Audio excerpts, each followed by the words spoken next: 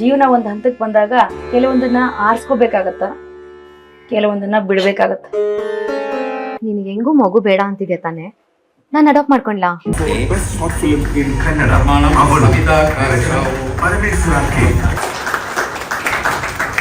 ನಾನು ಕರ್ನಾಟಕದಿಂದ ಬಂದಿರೋದ್ರಿಂದ ಕನ್ನಡದಲ್ಲೇ ಮಾತಾಡ್ತೀನಿ. ನಾವು ಮೂಲತಃ ರಂಗಭೂಮಿ ಕಲಾವಿದರು. ಇದು ನನಗೆ ಅವಳು ತುಂಬಾ ಸ್ಪೆಷಲ್. ಯಾಕಂತಂದ್ರೆ ನಾವೇ ಪ್ರೊಡಕ್ಷನ್ ಮಾಡಿ, ನನ್ನ ಹಸ್ಬೆಂಡ್ ಡೈರೆಕ್ಷನ್ ಮಾಡಿ, ನಾನು ಆಕ್ಟ್ ಮಾಡಿರುವಂತಹ ಸಿನಿಮಾ.